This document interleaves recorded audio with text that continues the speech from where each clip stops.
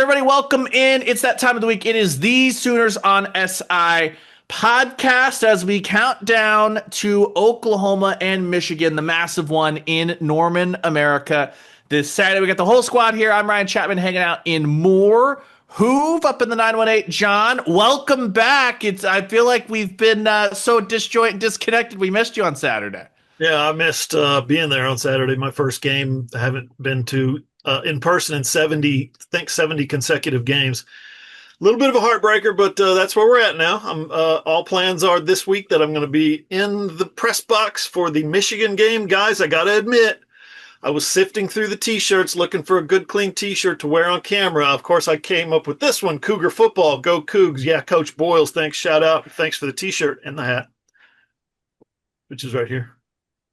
Can't have everybody in hats though. We Right? hat limit on the Zoom call. But as I was sifting through the T-shirts, I was like, my vacation T-shirt, that'd be a great one to wear. And I slipped on this T-shirt, and I have the Upper Peninsula of Michigan. I thought, wait a minute, you can't wear that one on the Sooner podcast, you idiot. So, Beta Cougs represent.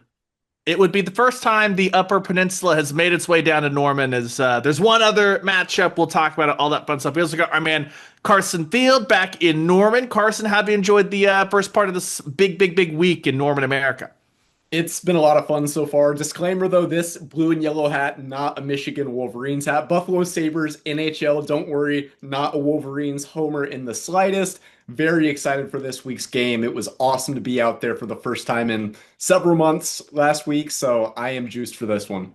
Yeah, before we go forward, we're going to take a half step back. As you probably saw, Hoov not with us, so he didn't get to give his thoughts on the post-game podcast. Don't worry, the full squad will be back in the press box, and Hoov will get to experience firsthand our new mic setup that I was pretty proud of myself for. Hoov, before we roll this thing totally into Michigan week and just start ripping into the Wolverines and looking at this from all the angles, 35-3, the John Mateer era begins in Norman.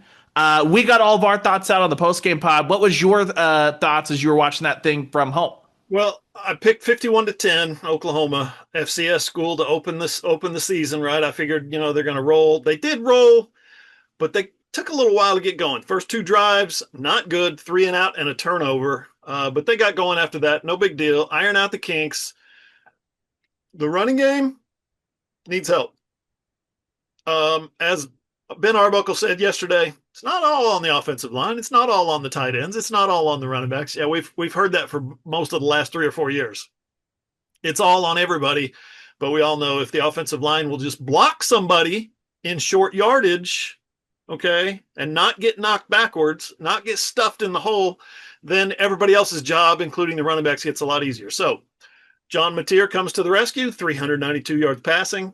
Dude I think he's for real. And you know what I think about some of his misses? You see some of his short throws came up really short. Like he threw a 7-yard pass, 4 yards. You're like, what's going on there? I think John ran around so much and he was so hyped, emotionally. I think he physically kind of ran out of gas. I really do. I think not that it's a fitness thing. I think he just kind of hit the wall. And you could see on some of those short throws, his mechanics got off, his footwork got off, got a little bit disjointed. And you end up skipping one to somebody. A couple of times that happened. And you're like, what's going on? So it's just a mechanics thing. He's going to clean that up. I wouldn't worry about it. I think he's a hell of a passer. You might notice he's all of a sudden, according to some people, the Heisman front runner. Week 2, here we come. Michigan Wolverines coming to town, and John Mateer is at the front of the Heisman pack already. Here we go. Ryan, we're going to New York. Good news for us. I would like to share a solid New York bagel. Hoov and I have traveled the country together. Not been to New York City, though. I'd like to see how New York City treats John Hoover and John Hoover treats New York City. I believe what they call in the professional wrestling world, John, I believe that exact phenomenon is called getting blown up, where a young guy in a big spot gets so excited and it's going so big early on in a match that there's a moment or two where they just like run out of gas, forget what they're supposed to do, all that stuff. Kind of felt like that was the case with John Mateer. I don't know if anyone watches the OU content that gets put out on social media and stuff like that, but I think if you saw the clips of the speech that John Mateer had given, he was obviously very excited to finally be out there in front of the 85,000, all that fun stuff. Real quick, these guys did not get much love, and it wasn't their fault, and it wasn't because they played poorly. What'd you make of the defense? Because they only played 47 snaps, overmatched Illinois State, and in a weird way, John, how far has it come from the start of the Venables era to now that the defense is so dominant against an FCS team that we just don't talk about it, like at all? Talk about it. It's normal, right, that they shut somebody out like that. Should have shut them out. They cashed in after a turnover, right? So, yeah. Listen, two plays. I think they got kind of caught in calls in the first two drives where the running back goes for 24 and the quarterback goes for 23, and you're like, what the hell is going on? I thought this defense was good. That never came close to happening again. I think one guy got out the gate for like 14 or 18, whatever it was, just a few yards here and there. No big deal. They didn't dent the scoreboard. They didn't hit the end zone. What'd you say? 46 total plays, 46 offensive snaps. That's something that is indicative of a defense that is out there to do work. They do their business, they get their business done, and they turn it over back to the offense. Those guys, they're not hot dogging. I mean, that was so impressive. Everything except those first two drives, which is interesting. First two drives on offense, first two drives on defense. We're sitting here going, I'm not really sure what's happening. Then by the end of the game, of course, everything is as it should be. But again, and we heard this a lot throughout last week, and I heard it over the weekend, Illinois State, a quality FCS opponent. This is a team that's hoping to make a playoff run, might even pursue a national championship, who knows. And they're pulling their guys. The quarterback got knocked around a little bit, and they're like, okay, we need to rein him in a little bit so he doesn't get injured for the season. Because Oklahoma was getting after him, started knocking him around a little bit. So a little bit of pressure off the edges, a little bit of pressure up front. I thought the defensive line played fantastic. David Stone played really well. And then the DBs, what would they have, 34 yards passing? The DBs were on fire. So great game all around for Oklahoma. Even the special teams got into it a little bit. Yeah, we saw some punt returns, yep. Especially from Satania. We saw Jaden almost what I assume, which was go against what was planned to maybe return a kickoff. Then he took it. I think he misjudged that because he's like, I'm not supposed to return this. I'm not supposed to return this. Oh crap, the ball's coming. Then he thought about it for like half a second, and then the ball bounced. And then he was like, well, okay, now we're off. So that leads us into what is a massive week. Carson, you and I were in Norman on Monday night talking to the players. We got the captains for Illinois State week, so they couldn't just pull the OU Texas of you talk to the captains and that's it. But not a lot to glean from the players. They're excited. They were on their best behavior, trying not to put any bulletin board material. Carson, that Brent Venables was like juiced. This was like one of the more jovial, excitable, energetic press conferences for Brent Venables, who usually spends so much time breaking down the field on Sunday and Monday that we get like a little sapped Venables on Tuesday before he ramps back into game week. It was kind of fun to have that version of Brent. It was, and coaches, Venables included, will tell you we prepare for every game the same. There's absolutely a difference for every coach, and I'm not picking on Venables here. And it was cool to see how excited he is for this matchup. He didn't directly say this is the game, but a non-conference game this important. I mean, Venables knows it's important. The players do. Big Ten, SEC, it's become such a rivalry, especially with the Big Ten winning the last two national championships. He obviously has a ton of respect for Sharon Moore, everything they do as a program at Michigan. This year's team with Bryce Underwood, some good running backs, some big receivers, very complimentary. And I think he knows the importance of what a win can do. The hype that OU's starting to get with Mateer seeing some Heisman buzz, OU being in the top 25 in both polls now, Michigan obviously being a top 15 team.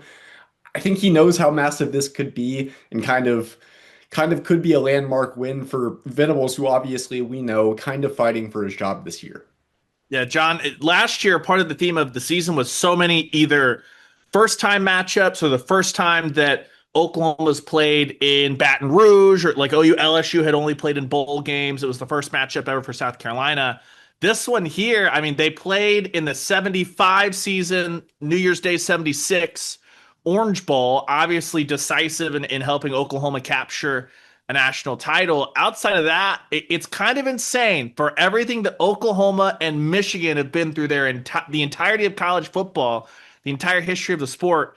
One meeting only, never on a campus. I know if you head to the website, OklahomaSoonersOnSI.com, Hoov had a column Wednesday morning kind of talking about the the grind it's been almost to get to this point, to get to Saturday. The people that put the wheels into motion for this game, one of them is in his last year, the other one's off in the world of dominoes. I guess it's kind of insane that we're finally here. A game that was announced 15 years ago.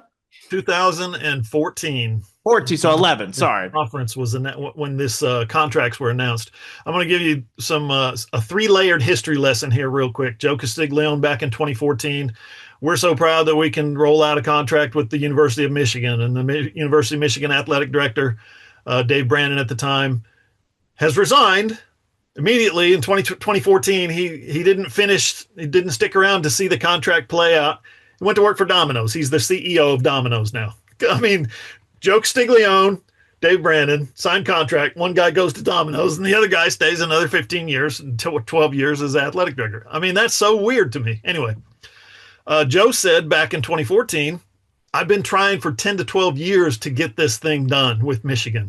So literally 25 years he's been trying. Before the game was actually played, he was, hope we get this Michigan game played. I sure like to play Michigan. At 25 years. That tells you right there that your athletic director is all about business. I mean, he gets things done as well as anybody in the country ever has at this level. So shout out Joe Castiglione. The second layer of history, you mentioned it, the Orange Bowl, 1975 season, 76 Orange Bowl, January 1st. I talked to 2 Sooner players in that game, and of course the head coach himself, Barry Switzer, yesterday. And God, it was fun rehashing those days. And Joe Washington, Tinker Owens, guys like that, who were absolutely instrumental in that game, in that season. A couple of superhero performances by those guys. To win Oklahoma, what would that have been? National championship number 5, right? Yeah, 1, 2, 3, and then 4, 5. So that was OU's 5th national championship, the last time that these teams played. A quick the Big Ten, guys, this is so bizarre. The Big Ten, 75 was the first year that the Big Ten said, okay, we can have more than one team play in a bowl game. They used to have a rule that said only one team could play in a bowl game. And so every year it was the Rose Bowl, but no Big Ten team ever played in any other bowl game. How friggin' bizarre is that? I mean, so here we are now. These guys are playing finally. You got the number 1 wins team of all time, 1,014 wins, 1,015, I think now, in Michigan. OU ranks number 6 all time, 950 wins or 951 now. It is insane that this is the first time they've actually ever played. Now, the third layer of history, I'm going to pitch a friend of mine, Ivan Maisel, has written a new book on Frank Leahy, former Notre Dame coach. Fantastic book. I finished it last week. Written a review on it. We'll post it sometime next week when things are a little slower. But Frank, it's funny. Notre Dame and Frank Leahy were like this, and they were battling Michigan every year. They hated Michigan. Notre Dame hated Michigan. Michigan this and Michigan that. Army was always in there as well. But in 1950, Notre Dame stopped doing that, and Oklahoma took over and started taking things the other way. So it's like they didn't quite cross paths. For this Frank Leahy, this book, didn't quite cross paths with Bud Wilkinson. They did a couple of times. Notre Dame won both of those games head to head, but in that was the first 2 times or the last 2 seasons of Frank Leahy's career, he beat OU and then he retired. Was forced out. It's like, so there's in this review that I wrote, there's kind of a history and a parallel with not just Bud Wilkinson, but and this is Notre Dame we're talking about here. This is not Michigan, but Michigan was prominently mentioned. And it's fascinating the way these things are all intertwined, and history, and Bud Wilkinson does this, and the next thing you know, Barry Switzer's doing that. There's a lot of parallels between Frank Leahy and Barry Switzer too that I wrote about. So check that out next week. It's that's the cool thing about a matchup like this, right? Is that same thing when you talk about Ohio State or getting together. It's why it's so fortunate that we get to cover Oklahoma and Texas every year. That when you talk about the history of the game, this is a game that would have mattered at any point nationally from 1950 to today, 2025. If Oklahoma and Michigan hopped on the field together, it's a game that would have been one of the few nationally televised ones before Oklahoma sued the NCAA. And Obviously, it's the showpiece game this weekend. We're going to analyze it for every little bit, but I want to pull up that thread that Carson kind of presented here. Everyone knows in Oklahoma land the significance of what this game is, what this season is for Brent Venables. What I need to ask, though, coming back the other way is, John, I know it's week 2 and it feels like an insane question, but is this game a must win for Brent Venables if you want to set the 2025 season up, or do you look around the country and see what looked like on week 1, Ohio State, Texas? My kind of takeaway from that is good for Ohio State. I think those are two really good football teams. Same thing coming out of LSU, Clemson. Good for LSU for getting the win, but I think those are two really good football teams. Do you see Auburn play maybe better than expectation? Tennessee play better than expectation? Look up and down the schedule and say, if Brent Venables wants to have the year he wants to have, it's got to start on Saturday? Yeah, there's two ways to look at this. Must win? Absolutely not. This season, this schedule is full of opportunities for this Oklahoma football team to climb and jump and win and play for a championship or whatever. They've got a long road ahead of them. Week 2 is not a must win. Now, if Oklahoma all of a sudden wants to be thrown into that discussion of a top 10, top 6, top 12 team, whatever, get to the playoff and compete for a championship and have your guy at the front of the Heisman race and be the badass of college football, right? Like Lincoln Riley's teams used to be early on, like Bob Stoops' teams used to be, right? You were never out of the top 5. So yeah, if you want to be a top 5 team all season and be in that discussion all season, then yes, this is a must-win game. If you just want to, cruise through and kick some butt in the SEC later and get to the playoff, then no, this thing's not a must-win at all. But if you want to have that hammer all season, you got to win. You got to beat Michigan.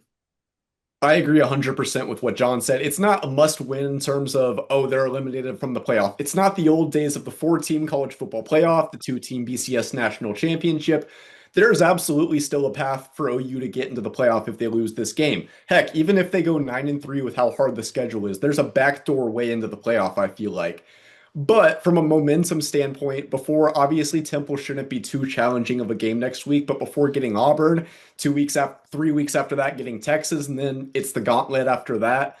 It would be huge to get a win against a team like Michigan that can play defensively, see some improvement in the run game, get material against a quality opponent like Michigan. There are so many wins that OU can take from this game if they beat the Wolverines on Saturday. But must win, no, this team's season is not over if they lose to the Wolverines. It's a dang good football team on the other end they've gotten a lot better from middle of the season last year. Michigan's really good. But as far as beating, I think there are fewer gimmies than we thought on the schedule after seeing what happened in college football sure, it was against Central Arkansas, but Missouri looked really good. Bo Pribula looks like he might be a problem. Jackson Arnold and Auburn looked very good against Baylor. I think every team in the SEC is pretty decent this year as far as the ones that OU actually plays against. So there are fewer gimmies, and because of that, I think it is a huge momentum game for OU. Let this be a lesson, kids. This is why you seize control of the podcast. So you can ask a binary question and then you can chop it up in the middle. When I was doing radio with the great Chisholm Holland, we used to have the separator of must win versus really got to have it. Yeah. And for me, this is a really got to have it for Brent Venables for a couple of reasons. First off, and if Oklahoma loses this game, it's probably a combination of not able to run the football effectively enough to help out John Mateer, and then you look at it and it's either the defense did a lot for a long time but couldn't hold out at the very, very end. Maybe there's a game management issue. Maybe there's not. Maybe there's that thing from early last year where an Auburn or a Tennessee is able to hit this secondary vertically 1 or 2 times. If you win this game, that's showing you that from week 1 to week 2, whether it be health in running back or offensive line, you've been able to take that step forward. Things we didn't really see was much motion. John Mateer actually in the running game. If you bring that in, does that help this thing out? But I also think, too, from a 10,000-foot view, the chance Oklahoma has to rewrite the story on the season early. Like if they win this game, they're not in the playoff. If they lose this game, they're not out of the playoff. But for Brent Venables and his program, they just spent an entire offseason taking it in the teeth on the recruiting trail. They had their wins, but everyone's out there like, That staff's not going to be there. You don't want to commit to Oklahoma. What's Oklahoma going to do? Bring in 60 or 70 high school kids from this class, the next class, the next class, and invite everybody into their home on Saturday night and say, hey, we got this really cool thing coming. There's nowhere else in college football. This is the ticket. Come view this game. And if Oklahoma goes out there and wins, they might drop 4 more games the rest of the year. But the lasting impression is going to be a rocking Gaylord Fan Memorial Stadium, all the game presentation that you get, game day, all the bells and whistles. That's going to be the lasting impression in a bunch of people's mind. And they're going to be thinking that's not a coaching staff that's on their way out the door. That's a coaching staff that had a bad year, had injuries, has a new OC, is healthy, and is rolling. So I do think that for far more than just like playoff, I think this is like a really, really, really, really important weekend for Brent Venables and his staff to maybe wash away some of the hot seat talk. So I think if you come out of this, you'd have to lose 5 games almost by the middle of November for those hot seat talks to be a conversation around Brent Venables and the Sooners again. It's not gonna. It's gonna be, hey, if they beat Auburn, game day is gonna be at the State Fair in Dallas because it's gonna be another massive game for OU and Tech, like that kind of stuff. Yeah, and Ryan, you mentioned it. Recruiting this weekend, Oklahoma's gimmick for their recruits has been a poker chip. It says Boomer Sooner on one side, I don't know, and all in on the other. So you give this back to me when you're all in, right? You give this back to me when you commit to OU. You're not going to visit other schools. You're not going to commit somewhere else. You're not going to decommit. You're going to commit to Oklahoma, and you're going to play for Oklahoma. That's their gimmick, right? The poker chip. Oklahoma went all in, shoved its whole stack of chips in the middle of the table for this Michigan game as a recruiting tool, we got to show, number one, they say we got to beat Michigan. Number two, we got to show them what this program's all about. And it's huge. It's a huge weekend. Must win, sort of, because of that recruiting thing. That's a big angle. You got 75 guys on campus for over the next 3 classes. That's a big, big, big thing. Yeah, I just think if you win this game, again, not going to put you in the playoff. If you lose it, it's not going to knock you out of the playoff. But if you win this game, Cooper Hackett, he's not walking out of Norman thinking that Brent Venables is fighting for his job for the next 4 months. You know what I mean? He's thinking, well, that was cool. They throw tortillas in Lubbock, which is fun, but you don't get 83,000 people for any Texas Tech game because they don't play in those kind of venues in the Big 12. You do in the SEC, and you get to go and play against Michigan, stuff like that. It'll be interesting, too. An important thing for maybe a Cooper Hackett could be, hey, Cooper, look out there. Do you see a couple of true freshmen on the offensive line? That's going to be a possibility this week. Sunday night, Brent Venables had his coach's show. He talked about Derek Simmons, the Western Carolina transfer. He should be good to go. Michael Fasusi, he should be good to go. Heath Ozida was also held out of the opener. All of that contributed a little bit to Oklahoma's issues running the football. Am I telling you that all 3 of those guys are back and suddenly the Sooners rush for 500 yards? Probably not. But it's certainly going to help when you look at Jaden Ott. It seems like they've gone one step short of saying that was Illinois State. This is Michigan. He was hurt. We were saving him. They're going to roll him out there. If we don't see a ton of Jaden Ott on Saturday night, I give everyone free reign, not that you need it from me, to just like openly question what DeMarco Murray's doing with this running back rotation. But John, based off how everyone's talked about it this week, it certainly feels like they're going to unwrap Jaden Ott in with all the fanfare, all the bells and whistles Saturday night. Yeah, Jaden Ott, Fasusi, like you said. We don't know about Sexton, right? It didn't look particularly good. But I think Brent mentioned him Monday night, as a possibility to return. I don't know if that's one of those, red herring things that you dangle out there. I don't know what the advantage would be in saying this offensive lineman's going to play and that one's not. Doesn't affect what plays you call or who's running the football. But yeah, you're right. Ott is a big one. If it's so weird that, he wasn't healthy enough to practice in training camp. We don't see stuff like this very much. He's not healthy enough to practice in training camp. If he's not healthy enough to practice, guess what? He's not healthy enough to play. And then he came in and played, and he got 1 carry late in the game, 35-3. He gets a carry late in the game, gets thrown for a 3-yard loss. Like, wait, I thought he wasn't healthy. Is he not? Is he healthy? Is he not healthy? So it's just weird. It's weird what's going on there. But he's a difference maker. He needs to be on the field. And I'll bet you that as well as Torrey Blaylock looked in the passing game in particular, I think he caught 2 passes, both of them real smooth. smooth releases, got out of traffic, caught the football in stride, made a guy miss, hit another guy, ran over a guy. You'll love to see that from a true freshman. Now imagine that's Jaden Ott, who's a senior and has played in a version of this offense before and knows exactly. I mean, he is a big difference maker. So he's gonna be a big part of this game. I think the Ott situation is very weird, especially considering we saw him in a good amount of kick return situations against Illinois State. Where the heck was he on the ground? Was it truly a precautionary thing? Is there something deeper?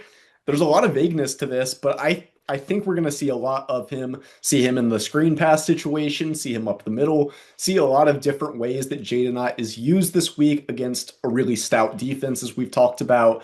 It's going to be interesting to see how they split up the carries because, as John said, Torrey Blaylock looked fantastic. First college game, I thought he was a standout. Xavier Robinson did not have a great game against Illinois State. We've seen what he can do carving up Alabama last year. So I'm curious to see with presumably getting more touches against Michigan, how they split it up still. But I, like you guys said, expect him to play a bigger role this week. My personal theory is that Jaden Ott was instructed we're not returning kickoffs today. And so you can go out there, you're not going to take any contact. It's the same kickoff unit. And then I actually think that's why the first kickoff of the game bounced, because I think that his football programming was like, oh, I got to go catch this kick. And then he was like, wait a minute, hold on. Am I supposed to fair catch? And then in the like split second, that's when it bounced and dribbled into the back of the end zone. And then maybe because of Blaylock leaving the game, like if Jaden Ott had come in and not played those 3 snaps, I think it would have been like very cut and dry. He missed some time in fall camp.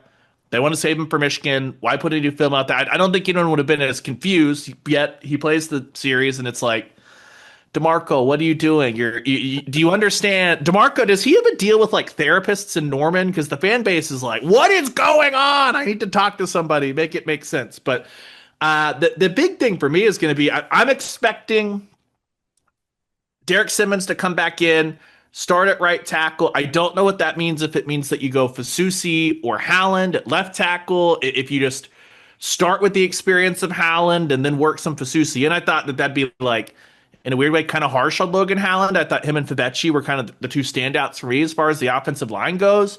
I'm interested to see if we see some Jake Michla, because he came in and it just felt like he has much like what we've talked about with, do you play Fasusi? Do you play Foje? Do you go with the higher ceiling or the lower floor? I just think that Michla is physically a little bit more dominant than Troy Everett. That doesn't mean that Troy Everett's bad by any means, but if you're talking about not being able to get any push, it's kind of what we saw. It's in a weird way how Troy Everett lost his guard job to Caden Green in that Iowa State, or the Cincinnati game, excuse me, a couple of years ago, John. You and I were up there, and you just saw that Everett did fine. Caden Green could actually get push off the football, and that was kind of it from there. Yeah, Brent clearly, and Bill Bedenbaugh obviously not afraid to play young guys, not afraid to play freshmen. And so you talked about the floor and the ceiling. Fasusi's got a really high ceiling, so that would not surprise me. Foje didn't particularly grade out great. I think we had some comments that, on the YouTube channel that he was terrible. He wasn't terrible. He just was young and inexperienced and doesn't know quite what to do yet. He probably got shown a little bit that he's not ready. Foje is not ready to play at that level just quite yet. But I think Fasusi, when he goes out there against Michigan on Saturday, he might feel a little bit the same way. Like, holy crap, these guys are coming at me a lot harder than, R. Mason did in practice. That was just practice. Games are always, crank it up, higher speed, even scrimmages. Everybody knows that's been in college football. Everybody knows scrimmages are at a 7/8 kind of speed, right? Almost full speed. Games are full speed. Here they come. So Fasusi's going to have to probably deal with some things that he's not had to deal with before. And, that's what his teammates are there for. It's what his coaches are there for. They're going to help him out of that. If Kevin Wilson is being able to help on the sideline again, despite the knee surgery. What the heck was that? Kevin, get well, sir. Get well soon.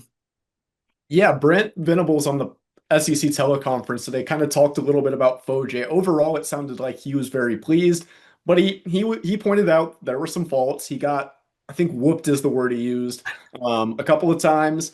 But overall, he liked how he did. It's a first college game. There are going to be some hiccups, some flaws. And Venables overall was pleased. He also said that Fasusi's going to play a role, didn't specify how long or how much he's going to play against the Wolverines, but he made it sound like both Foje, Fasusi, some of the younger guys on the offensive line, going to see some game action against Michigan.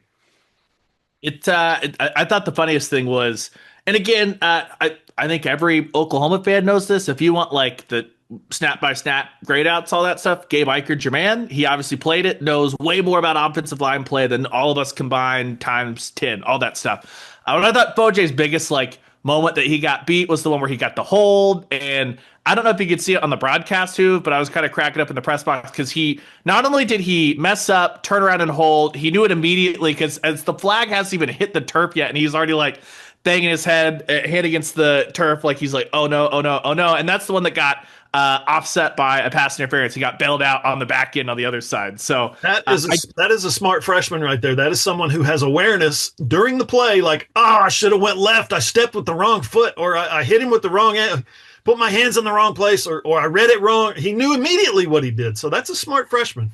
It's we'll see. We will see if he's able to shake off some of those nerves, things like that. Obviously, if things make like a huge step forward, we'll all be able to see it because there's big gash plays from Jade Knott, stuff like that. Something we've talked about a bunch here in the lead up or in the post game mix, all that stuff coming out of Illinois State is you saw the rushing touchdown from John Mateer. You saw one or two moments where he decided to pull it himself and go. But you did not see from John Mateer an actual running game against Illinois State, limiting the hits, all that stuff. Between the motions that we didn't see and from what we the explosiveness that Isaiah Satania showed in the punt return game that did not translate to the passing game, for me, I have to believe that is Satania and Burks will be the biggest beneficiaries of some of those put guys in motion. And whether you're giving it to Ott, Mateer, or excuse me, Kanik, Burks, Satania, throwing the ball behind the line of scrimmage. Carson, we know, everyone around here knows the Mike Leach philosophy, right? That I don't have to hand the ball to the running back for it to be a rushing play. If I throw it out to the flats and we're trying to attack the perimeter, I'm going to be interested to see how quickly does Ben Arbuckle pivot to that if the running game's not working, and can that be something that can loosen stuff up for the traditional running game? Because that just were things that he did not go to hide for Michigan. No, I definitely think that's going to be another avenue that can move this OU offense against a team as good as Michigan. That front seven, obviously elite, like we said. I think that Ben Arbuckle didn't really dive too deep into his bag of tricks against Illinois State. That's a game, even though it started slow, it would have taken something catastrophic for OU to lose to Illinois State. So he really didn't have to dive that deep. He didn't really have to go to these screen passes, these motions, anything on the outside. It was pretty vanilla, and I think that was for a reason. Don't want to reveal too much before playing a team like Michigan. So I think that they're going to be able to open that up a little bit, get Deion Burks, Isaiah Satania, as you said, on the outside, get them both involved kind of in different ways than they were. Obviously, Burks had some downfield shots against Illinois State. Satania, you saw him more on the return game than you did in the offense. I think both of those guys' speed, that's going to be huge against Michigan, and hopefully, for OU's sake, open things up for the backs. I will be interested, too.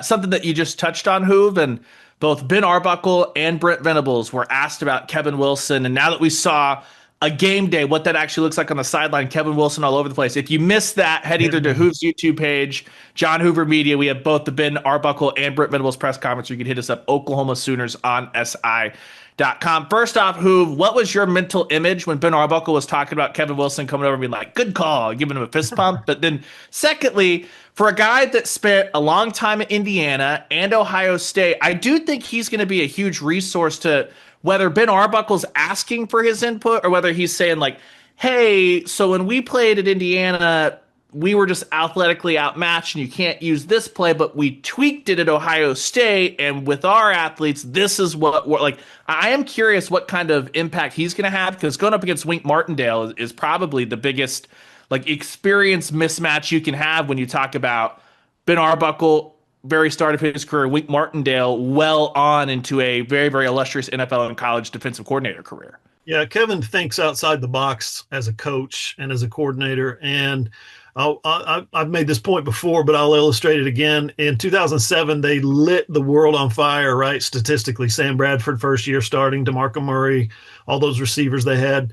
Kevin comes out in 2008 and says, what if we take all these NFL guys, Jermaine Gresham, Trent Williams, Sam Bradford, what if we take all these NFL guys and we run that West Coast offense, that hurry up, that no huddle offense? And everybody's like, with a bunch of pros? That's never been done before because it's a gimmick offense.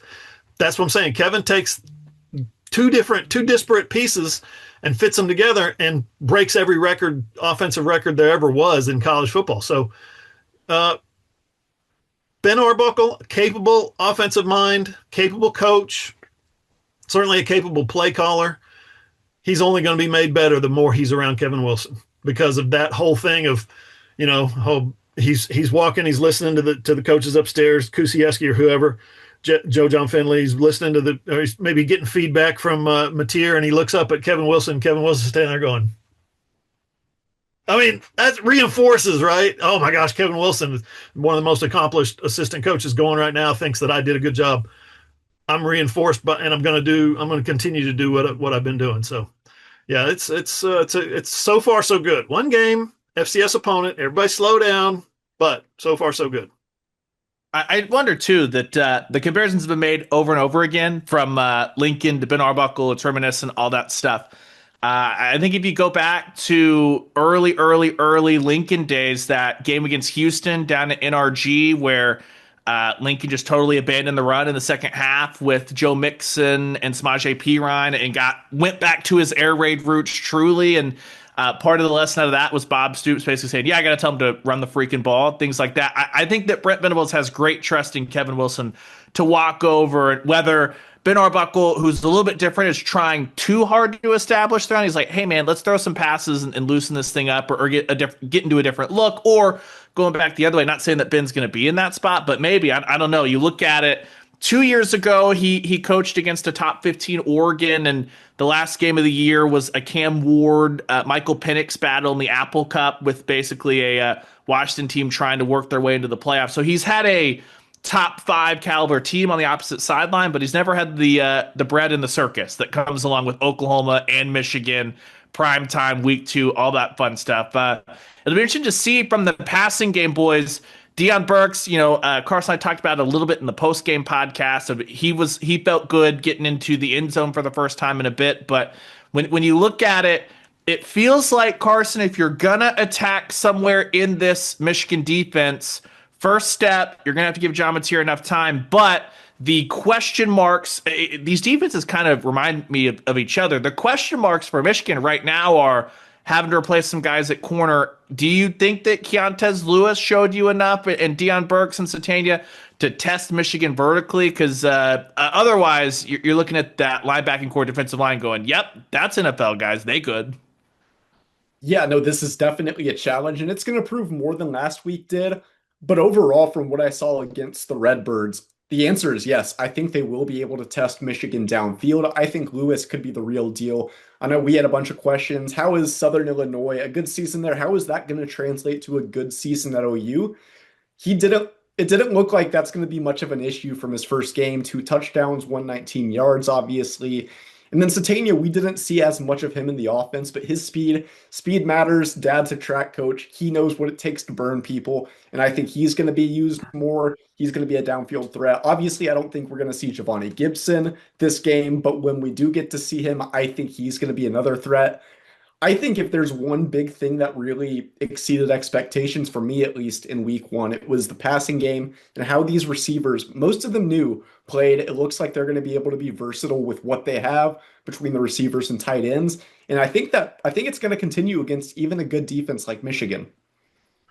Brent said something on his coach's show Monday night that caught my attention. And he said, analytics wise, he said, if you've got a punt returner that if you can get a first down on your punt return, in other words, if you can average 10 yards, you're taking that's a first down and 4 downs or 3 downs and 10 yards you're taking away from the offense having to do that, right? And you average that out over the course of a game, talking about 3 or 4 punt returns over the course of a game, all of a sudden you're winning the field position, what he said, in a one possession league like the SEC. So it is huge huge that Isaiah Satania is the guy that he is. I mean, he had 100 average like 12 yards per punt return 2023 at Arkansas, had a long touchdown, 500 yards kickoff return, so he can do that if he's needed. This is a guy, you mentioned his dad, Carson, his dad, a track coach. His dad is an NCAA champion and an SEC champion and an LSU all-time record holder in the decathlon.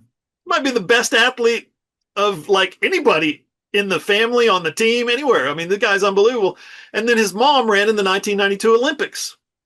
So he's got speed that nobody else has. Satania does. He's also got that little jitterbug, but he's thick enough, 5'11", 182 pounds, 185, where he can break those first arm tackles. You know, a guy coming down, you jitterbug him a little bit, he gets the arm on you. No, that's not enough. So he's a guy that if he's right now averaging almost 16 yards per punt return. Marvin Mims averaged 16 yards a punt return in 2022. Brent's first season, he only had 10 punt returns. Okay, Satania's already got 4 on the season. So he's going to be one of those guys. CD had 24 punt returns, averaged like 13 yards per return in 2018. D.D. Westbrook only had 5 returns in 2016. So you're looking at somebody volume-wise, like maybe a Jalen Saunders, who had 20 returns in 2013 and averaged 15 yards, or Ryan Broyles, 16 yards on 31 punt returns back in 2009. If he can contribute that kind of efficiency to the special teams, Satania, on an average basis, doesn't have to be spectacular every time. He doesn't have to have a 60-yard called back, 60-yard return called back by a silly holding penalty or blocking the back penalty, like what happened the other day. But if he can do that a couple of times, 3 times, 4 times a year, then all of a sudden the offense and Ben Arbuckle, you're looking at starting a possession at the 21-yard line instead of the other team's 20, right? So it's just huge. It's just absolutely huge. And Brent said if you get that extra first down per return, if you get that extra 10 yards per average, he said his analytic was you're in the top 15. I didn't know if that meant top 15 of average starting field position or average top 15 of like average punt return or top 15 in like the coach's poll, right? I don't know exactly what that means, but sounds good. Top 15 is where you want to be. Yeah, well, we shoot for top 10 in this state. Don't know if you've heard. It's what was it Bill Parcells that always basically said in the NFL his shorthand was 100 total yards should be 7 points on the board. So I don't know if it was Parcells or somebody else. Maybe it was Belichick that was always repeating it. So if you can get 2 big returns and get to like 40, 50 yards, then there you go. There's 3.5 points on the board there. Make that make sense on the math side of things, especially when you compare it to my big takeaway from Michigan week 1. They popped a couple of big runs, which helped their average, and you don't take out the big runs when that happens. That's what the benefit of getting that. But had a fumble on a kickoff, had a fumble on a punt return. Their week 1 jitters look like they manifested in some special teams issues. So if Oklahoma's getting plus return yardage and maybe can make something happen on the other side of life when it comes to that, then we will see. If you want to dive more into Satania and the punt returns and everything that Hoov took out of that story is up. Oklahoma Sooners on SI.com. Just hit the football tab, click on that bad boy. Don't have to type anything in. It's always free. We have no paywalls, any of that fun stuff here at Oklahoma Sooners on SI.com. All right, let's flip over to the other side. Bryce Underwood, true freshman coming in. Similar but different to when Nico in Tennessee rolled in last year. Nico had been on sidelines before as a red shirt, but he had a couple of success early. He had what you would expect from a talented redshirt freshman, right? A couple of big shots down the field, but crucially, the 2 turnovers that for a normal football team would have been absolute gold for the 2024 Sooners. That just meant that 2 extra opportunities for Jackson Arnold to fumble the football. Bryce Underwood did not have that kind of issue in game 1. He's obviously going to see a much different defense in Oklahoma than what New Mexico threw out there. Carson, I'm just fascinated to see that this is what you talk about when Brent Venables getting to scheme up a defense to try and confuse a true freshman, and with how versatile that thing looked, especially with Kendall Daniels and some of the pieces they have at defensive end that can either slide in and give you a bunch of different look up front or all the different personnel groupings. I'm excited to see what the Venables pre-snap versus post-snap formula is going to be to try and confuse a very, very talented true freshman in Bryce Underwood. Just like we talked about Ben Arbuckle not pulling out all the tricks out in week one, I don't think Michigan really did in week one either with Bryce Underwood. First game of his college career. He's a runner, and I think he logged -5 yards on the ground in his first game. So he wasn't used a whole lot on the ground against New Mexico. I think that changes with his speed playing against a defense as good as OU's. It kind of has to change. They have to find other ways because there might be some downfield shots here. They may be able to pick some good yards up through the air, but he's going to have to run. Justice Haynes, obviously, their running back, big threat, 159 yards and 3 touchdowns against New Mexico. So they're going to be able to attack OU in a lot of different ways. If the Sooners are able to shut down one thing, they can always turn to something else. I mean, they have playmakers up and down their offense. So I think we're going to see I feel the same way like I just said about both teams that they didn't necessarily pull out all their tricks. I think it's going to look a lot different for both teams in week two. Ryan, he's 6'4". He's 230 pounds. As a true freshman quarterback, he looks like Vince Young, but he passes like Tom freaking Brady. Tom Brady, former Michigan Wolverine. I'm 251 yards passing in your college debut. I know, not a great opponent, but still 251 yards passing, 68% completion. That's damn impressive for a freshman to come out there and do that. They probably had everything scripted for him, nice and safe. If you see this coverage, throw on that side. I get that. But that kid looked poised. He looks like the next big thing. He looks like the #1 overall recruit in college football, right? He does. He looks like the next big thing in college football. Michigan's got a winner. Oklahoma's going to have to confuse him. They're going to have to pressure him. And that D-line, those guys, they got some good push, but they missed some opportunities last week against Illinois State. They can't miss those opportunities this time, or Bryce Underwood will make them pay.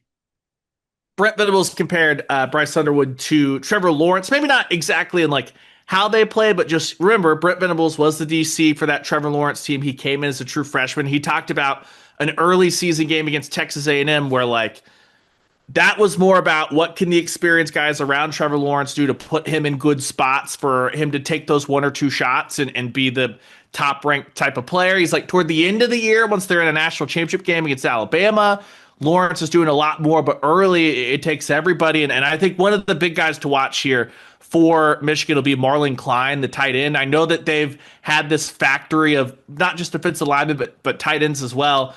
6 catches for 93 yards and a touchdown in the opener against New Mexico for Klein. And this is where, as much as we're excited for this Oklahoma defensive line and they were dominant in week one, to me, gentlemen, this is going to be like the Kendall Daniels show on defense. Why do you go out and get a 6'4" cheetah that's played safety and linebacker well so that he can step up and hit Justice Haynes and so that he can drop back and try to cover a guy like Marlon Klein? He's not going to be dropping back on him on every single snap and all that stuff. But this to me, John, is like the big show me.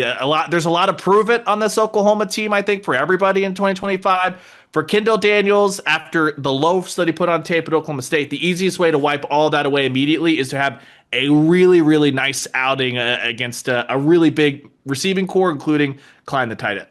Tom freaking Brady. Just saying. Tom Brady. No, sorry. Derail this thing completely. No, you're right. It's a prove it game for him to be able to, step up and make plays, be that guy, right? Be that cheetah, be that every down kind of cheetah, even not have to come out for a smaller guy. But just imagine how easy his job is going to be. And, anybody that's back there in the secondary, where there's Gentry Williams or Peyton Bowen or whoever, imagine how easy their job is going to be if David Stone beats his man, if Jaden Jackson creates some push, if Dominic Williams, collapses the pocket with any regularity. Michigan's got a very good offensive line. That's going to be a very big challenge for those guys.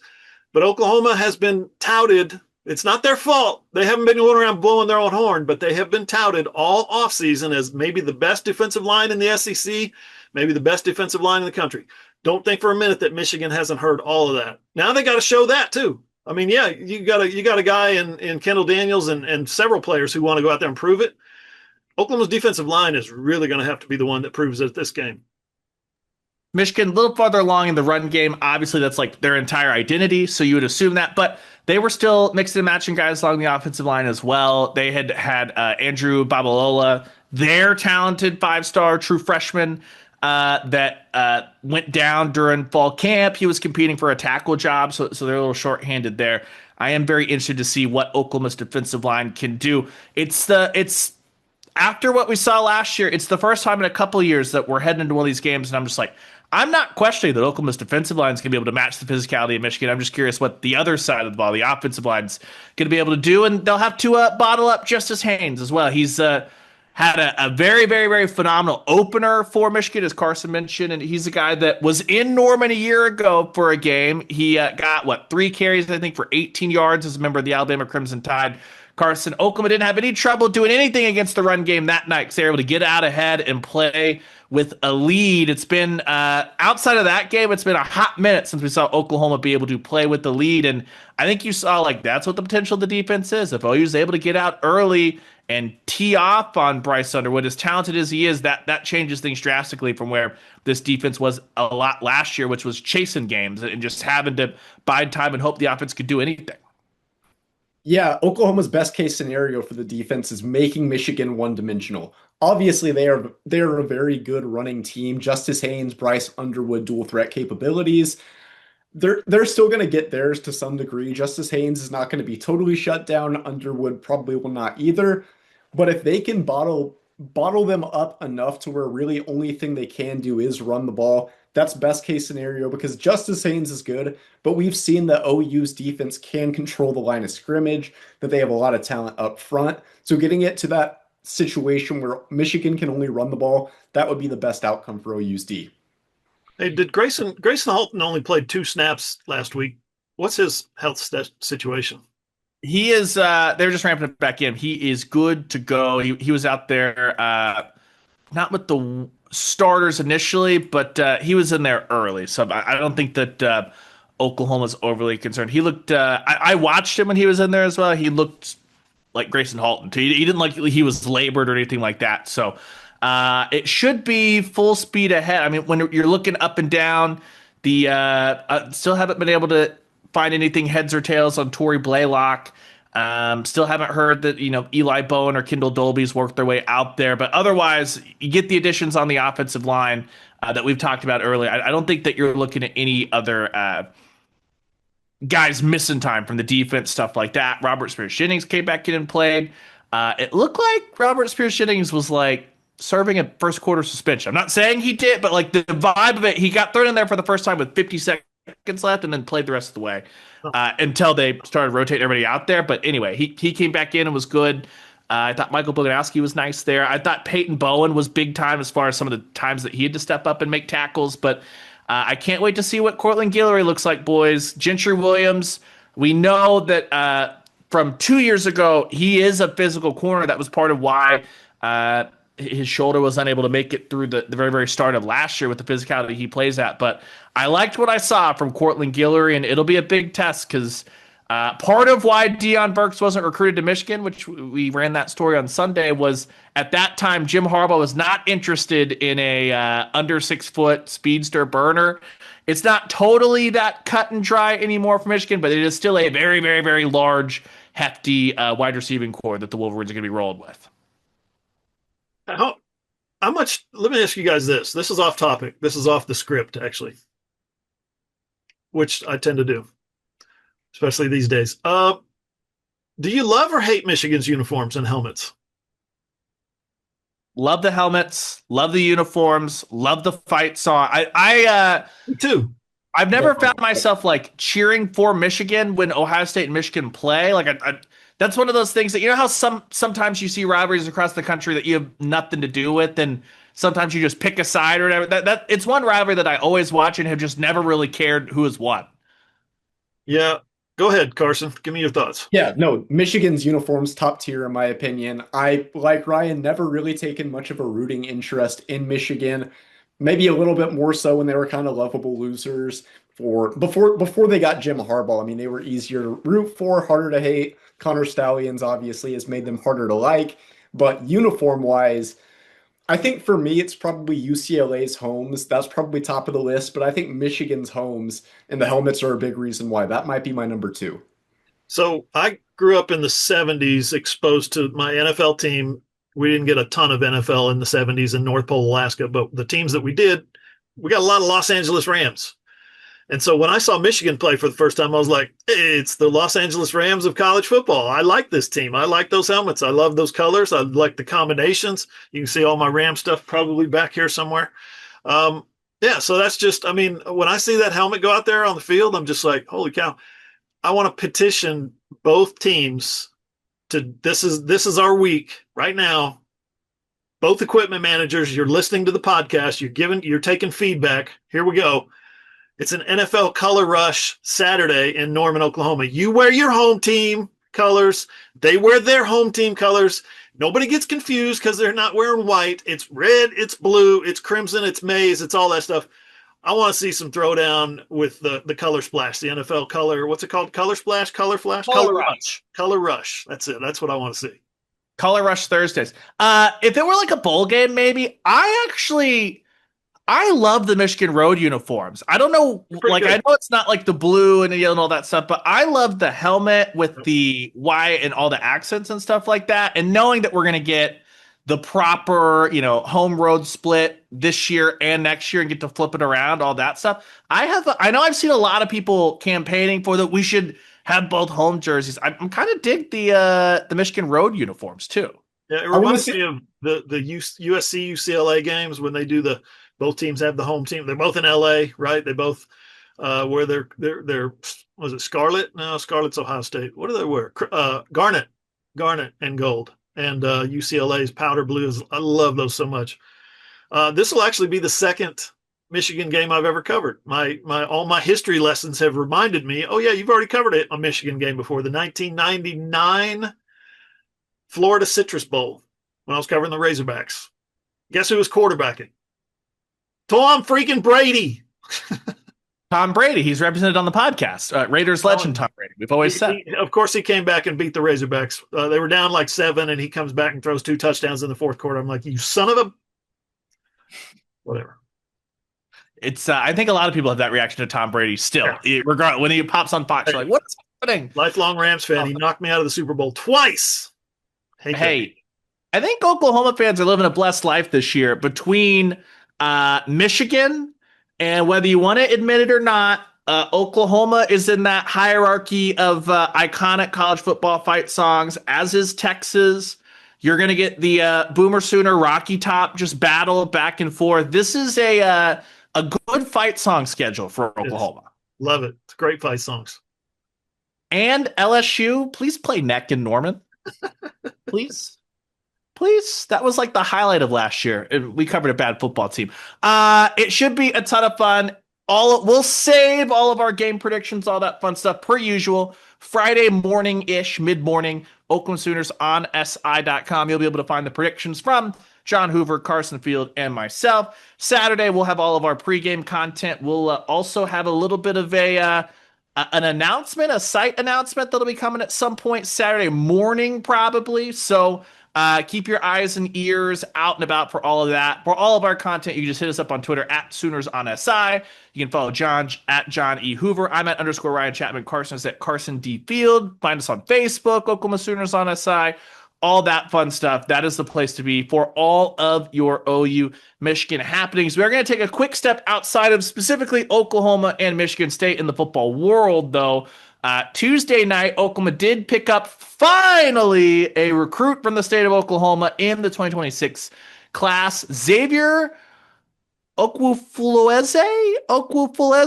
I am so sorry, Xavier. ZZ, as they call him over at Rejoice Christian. Hand up. It's bad. I'm sorry. I'm working on it. I'm trying. I have the actual pronunciation guide, and I still screwed it up. Not good there. The wide receiver commits 6'5", almost 200, a guy that started out in basketball, kind of a late arriver to the football side of things. And this was pretty straightforward for Oklahoma. He was in the house in Norman on Saturday, gets the official offer, at least reports out there or tweets out there that he got the official offer from Emmett Jones on Monday night. And by Tuesday at 6 o'clock, he's in the class. I think that Carson, as you and I play a lot of EA college football, that is what we like to see when you see the week 1 offer scholarship. He says yes, don't got to worry about it the whole rest of the way. No, it's definitely a good sign, especially we've talked about OU's missed out on some receivers earlier in the recruiting trail, but now getting Daniel Odom looks like they're making some ground as far as receivers go and kind of picking up football late. That's probably why he's only a three-star, not the most highly touted prospect. But I mean, you mentioned that size. Obviously, OU's not going to offer someone they think's not good enough to play. You've got to love the raw potential that somebody with that size has, especially a local kid. That's big too. Just getting a lot of people, some people have just been saying, oh, they're not recruiting the in-state kids, they're not winning the in-state kids, showing that they still are getting some of the bigger priority guys in the state. That's big, much needed for OU's 2026 class. Yeah, suck it, Harbaugh. Make that happen. They're now up to 20 in the 24/7 Sports team rankings with the addition of Xavier, or ZZ as they call him. 6'5". Yeah, he is. The tools are there. It's just going to be about continuing to fill out that frame and continuing to play more and more football. Obviously, Just for reference, I love Jim Harbaugh. I want y'all to know that. well, Loved him when he was at Michigan because he wore that winged helmet. Loved him when he was at the Bears because he followed Jim McMahon. And Mike Ditka basically used to take Harbaugh off the field, grab him like this, and punch him in the stomach. He hated him so much. Loved him with the Colts, except for when he came to Kansas City and knocked the Chiefs out of the playoffs, because that was going to be my year to go to the Super Bowl. I was covering the Chiefs. And then loved him when he was with Stanford and they played OU in the Sun Bowl. He was super professional. We had several press conferences and he was hanging out with us and talking, telling us stories. It was awesome. So love me some Jim Harbaugh, but stop hating on short receivers. Was that Andrew Luck and Toby Gerhart in the Sun Bowl? Yep. Andrew Luck was injured, however. Tavita Pritchard ended up being the quarterback, and OU. That's the first time a coach that I've covered has ever grabbed me on the field after the game and picked me up with a big hug. It was none other than Brent Venables. Wow, that was 2009 was fantastic in 2009, and they kicked the crap out of poor Stanford that day. Well, they ended up winning, but they really shut him down defensively.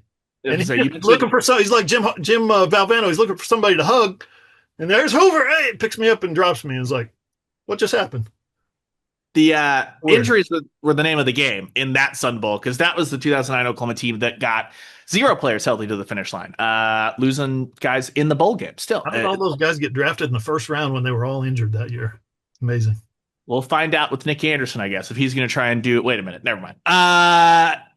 Elsewhere, the fall softball schedule did drop on Wednesday morning. OklahomaStudiorsOnSide.com. Hit it up there. They've got 5 inter-squad scrimmages, 1 game against Oklahoma Christian. They're going to head to East Texas A&M again. Fall ball tickets, $10 per game. They're on sale, I think, starting today per the release.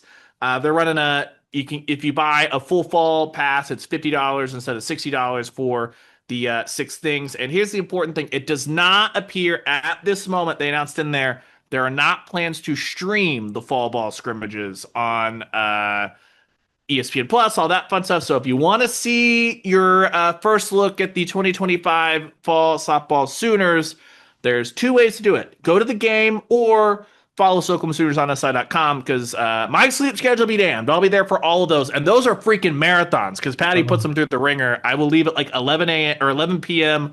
I'll be miserable on radio the next day. Carson will text Hoov and be like, why is Ryan so mean all the time? It's just like, well, I don't sleep. That's it's simple as that. Did Oklahoma just become the first school in history to do a softball blackout? Is that what you just said? No TV said, for local guys. No TV. It's not going to be carried locally. Gotta go at this point. So they may feel the pressure of the world to go make that. ESPN might come to town with a checkbook and say, how much do you want to broadcast your fall games? And OU would say, easy, no problem. We will see. But like I said, OklahomaStudiorsOnSide.com. I'm not going to rattle through all the dates. All the home games are at 6:30. Go find the dates in the story. It's up there for you. Gentlemen, we got game day coming to town, which will be very, very exciting. Do we have any major overreactions from week 1? I have enjoyed that heading into week 2, we did have a little war of words that I think was blown out of proportion on all fronts from Mike Gundy and Dan Lanning.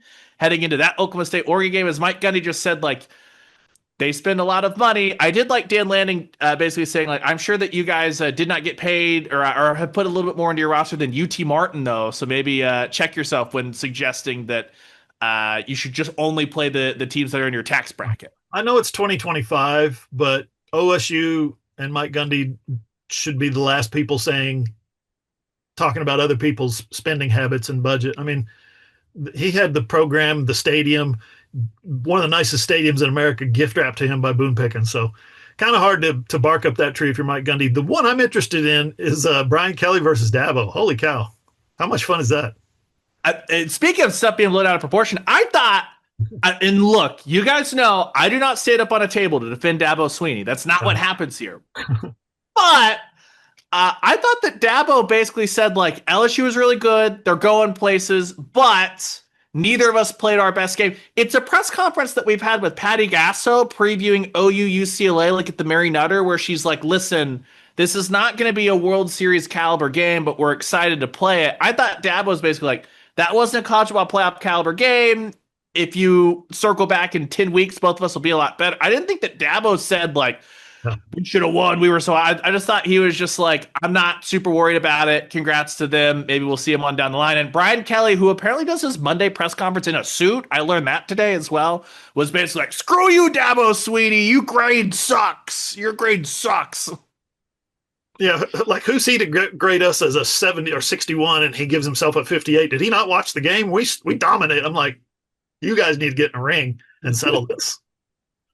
Dabo was not reading out like we graded out at a 58. He was just anyway.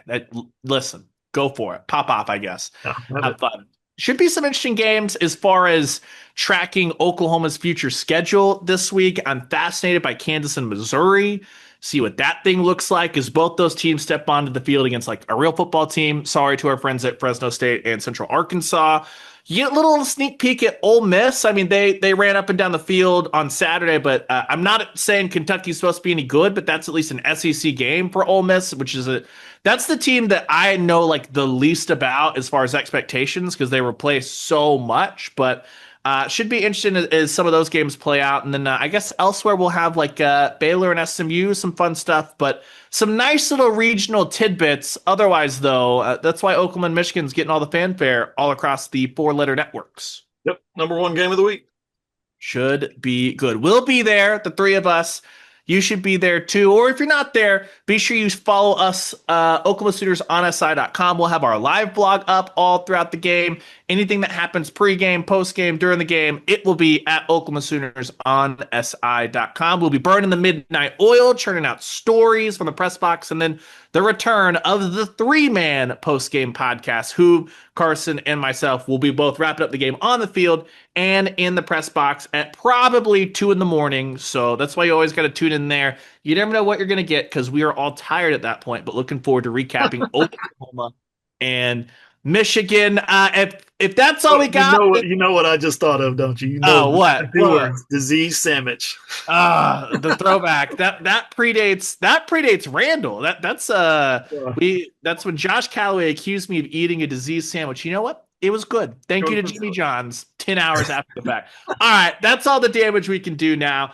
Be sure you're headed to the site, all the places you know it, and we will be back recapping either a massive win or we will be freaking out. No, we'll just recap everything that happens between Oklahoma and Michigan Saturday night. For Carson, for Hoov, I'm Ryan Chapman. We will talk to you guys this weekend.